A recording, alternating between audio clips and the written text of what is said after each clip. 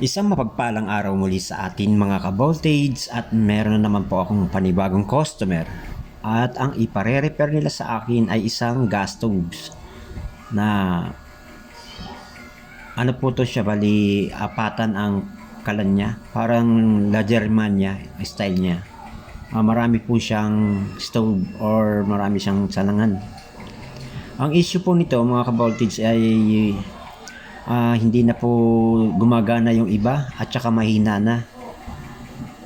Sabi ko ka customer, kailangan natin linisin kasi sobrang dumi na at saka barado na ho yung mga pipeline niya, kaya kailangan ng linisin. Sa katagalan po kasi nito mga ka-voltage, pagka halimbawa lagi nyo ginagamit, pagka lalo minsan tumutulo yung sabaw or nag-overflow yung mga sabaw ng niluluto nyo, pumapasok po sa butas. Kaya ang ginawa ko po dyan, sinundot ko po yung mga butas ng mga valve niya, tsaka pinasukan ko po ng pressure. Ayan po, para matanggal po yung mga bara. Madali lang po ito mga ka-voltage. Halimbawa kung may mga problem po ang mga gas stove nyo,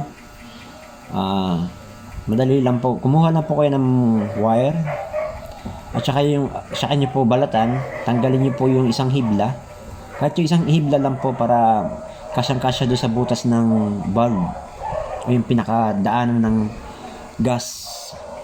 Ipasok nyo po doon, tsaka nyo po sundot-sundutin. Kung wala naman kayong pang pressure katulad ng ginagamit ko, pwede naman po yung gas din niyo. Basta siguraduhin nyo lang pong walang nakasinding apoy. Pagkasundot nyo, buksan nyo po yung gas para ibugan niya yung dumi sa loob. Ganun lang po. Pagka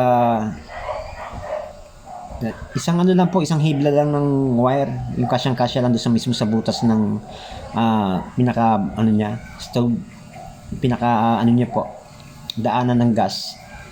Nyo lang po, sundot-sundutin nyo, tapos katulad ng ganyan, ipapasok. Meron naman po kung kahit huwag nyo na tanggalin yung tangke sa hose. Pagkasundot nyo, saka nyo po buksan, lagyan ng pressure para lumabas po yung mga tumigas na dumi. Katulad po ng ginawa ko dyan, kaso nga lang mas malakas po kasi yung pressure na ginamit ko para talagang matanggal o malinis yung mga pipeline niya.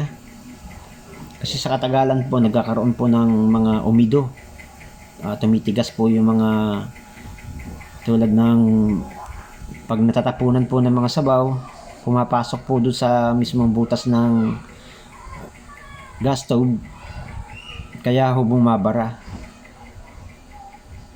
Hindi rin naman na maiiwasan yan pag magluluto ko, talaga minsan na umaapaw talaga yung, lalo na pag may sabaw. So ganun lang po, bigyan ko po kayo ng idea kung paano po magtanggal ng bara ng mga gas stove nyo. Isang pirasong wire lang po, tapos yan, ipasok lang po sa butas ng daanan ng hangin ng gas. May maliit na butas po dyan, yun, sundutin nyo lang po yun, tapos sabay bukas ng gas para lumabas po yung pressure. Pero ingatan nyo po dahil baka merong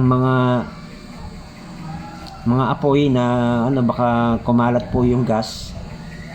Ingatan nyo lang po na walang yung nakasinding apoy. Kailangan lang po, purong hangin lang po ang papalabas nyo sa mismong gas nya, sa gas range.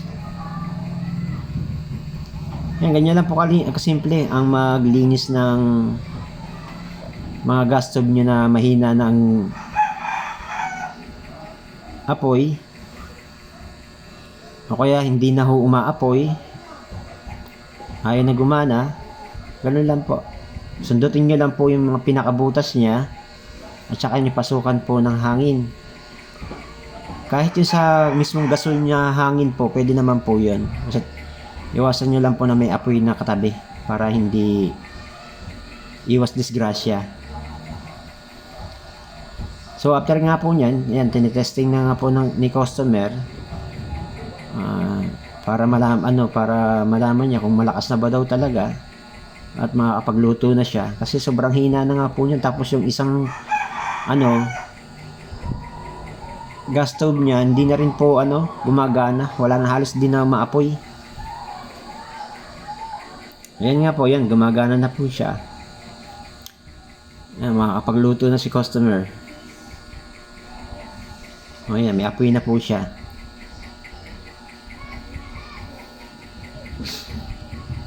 Ganon din po yung iba niyan.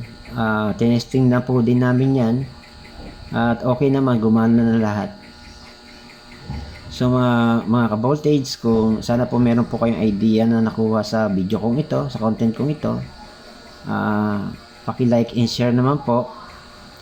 And paki-follow po ang page para updated po kayo sa lahat ng content na ipopost ko. Maraming salamat po and God bless.